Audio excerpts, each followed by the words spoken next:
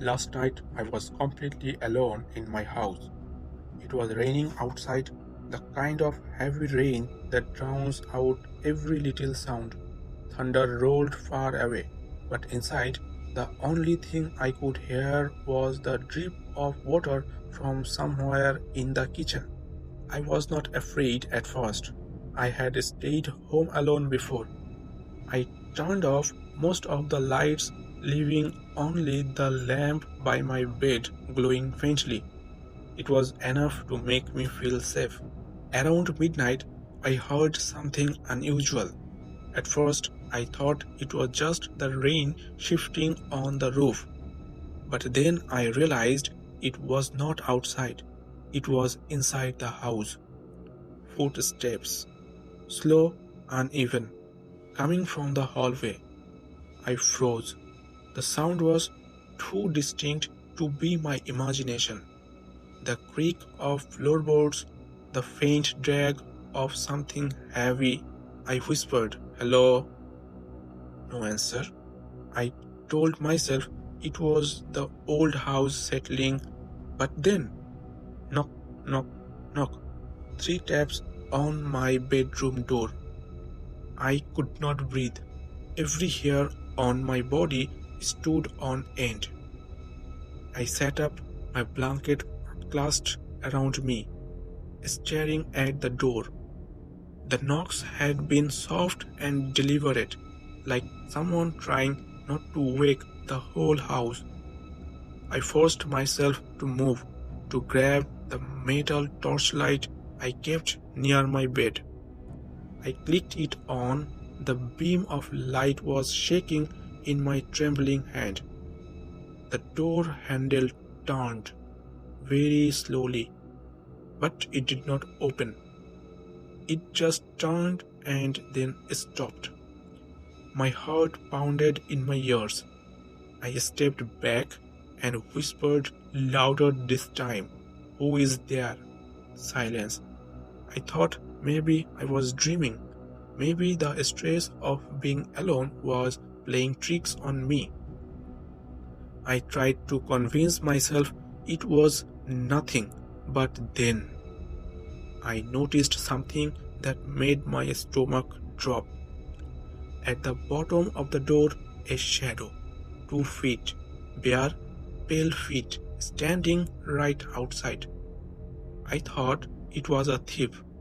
I took my hockey stick and the torch in my hands, and then I swung the door open, light blasting into the hallway.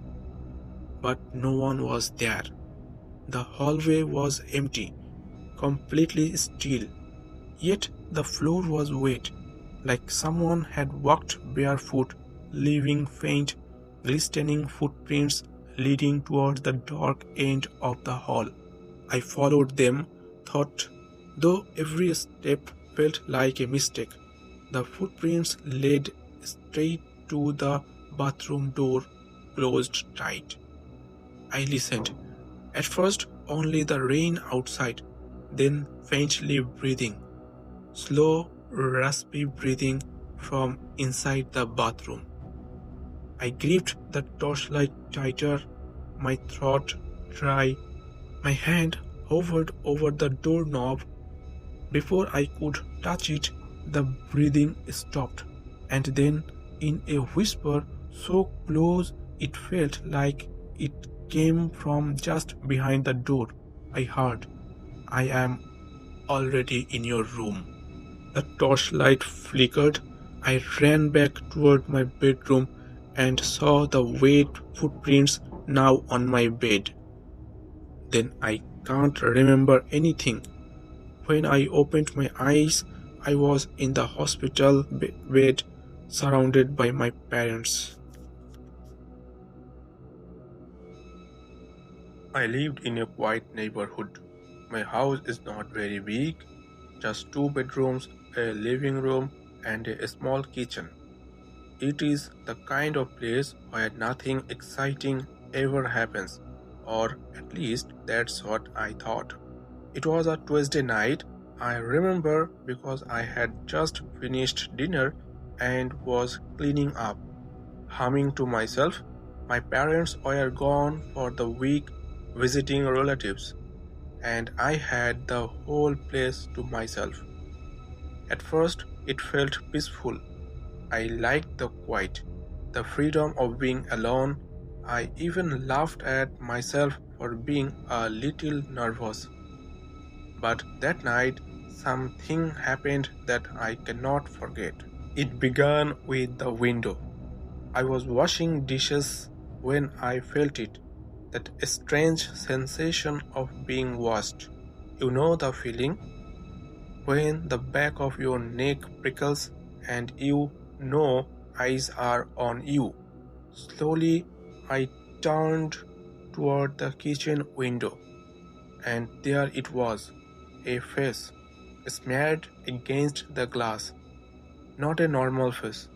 Its skin looked grey, stretched too tight as if it did not fit right. The eyes were wide and black, shining in the dim light. And the mouth, it was smiling, a huge, toothy grin that looked carved into its face.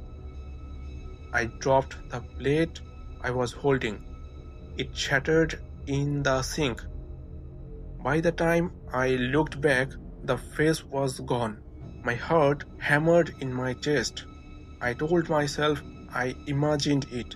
Maybe it was a reflection, or maybe the rain on the glass. I tried to laugh it off, but my hands would not stop shaking. I turned every light on in the house. I checked every lock. The doors were shut tight. The windows locked. No way in. Still, I could not shake the feeling that I was not alone. Later that night, I sat in the living room with the TV on. I was trying to distract myself. That's when I heard it, tap, tap, tap, soft tapping on the window behind me. I froze. Slowly, I turned my head, and there it was again, the face. Closer this time, so close that the glass fogged with every breath it took. That grin wider, impossibly wide. I ran to my room, slammed the door shut, and locked it. My hands were shaking so badly that I almost dropped the key. I grabbed my phone to call the police, but the screen would not turn on. Dead battery. That's when I heard it again. The front door creak. It opened. My blood went cold. I knew I had locked it. I knew. Then came the footsteps, slow and heavy footsteps, crossing the living room, heading toward the hall. I pressed my ear to the door, holding my breath. The footsteps stopped right outside my room. Then, tap, tap, tap on my bedroom window. My heart stopped because my room is on the second floor. I did not open the door. I did not move. I just sat there all night, clutching the blanket, praying for daylight. When morning came, everything was quiet again. When I checked, the house looked normal. Nothing broken, no signs of forced entry. But outside my window, in the morning light, I saw them. Handprints, dozens of pale, smeared handprints all across the glass. And in the center, a long, bloody stack that trailed upward, as if something had climbed back into the night. 2 years ago, I moved to the countryside. I had grown up in the city's bright lights, traffic noises. I thought moving out to the country would give me peace. The house I bought was old, standing on the edge of an empty field. Behind it, there was stretched miles of flat land, open sky, and crops swaying in the wind. But there was something else in that field, a figure. At first, I thought it was just decoration, a wooden post with old clothes stuffed with straw, a scarecrow. For those of you who don't know, a scarecrow is basically a fake man made of old rags, straw, and wood placed in fields to scare away birds. They are harmless, just lifeless puppets stacked in the ground. At least, that's what I believed. The first few nights were quiet. I would sit on my porch, drinking coffee and staring at the open field. The scarecrow was always there, motionless, arms stretched, face made from a burlap sack with two button eyes. But then I noticed something. Every night it seemed a little closer to the house. At first, I brushed it off. Maybe I was imagining it. Maybe the moonlight played tricks. But by the ninth night, I was certain the scarecrow was moving.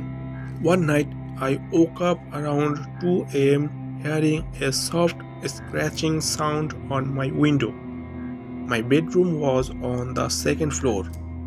I was frozen because no tree branches were near my window to do this.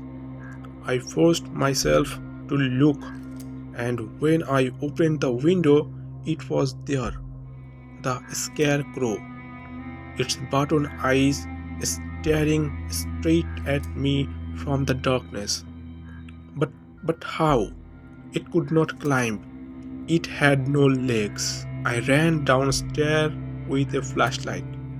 My heart was pounding. I was ready to confront whoever was behind this sick joke. But when I reached the field, the scarecrow was back in its place, standing where it always had been. The next morning, I asked my only neighbor, an old woman living half a mile away, about it. She grew pale. "You did not move into that house, did you?" she whispered. I nodded. She leaned closer. "Don't go outside after dark, and don't look in its eyes." I asked her what she meant. She just shook her head, muttering something about the watcher in the field. That night, I stayed inside, all doors locked, but the noises started again. Scratching on the windows, footsteps circling the house, and then tapping on the walls, as if something was trying to get in. I gathered enough courage to look outside. The scarecrow was standing at my gate. Not in the field anymore, not 50 feet away. It was at my gate. Its head tilted, like it was listening.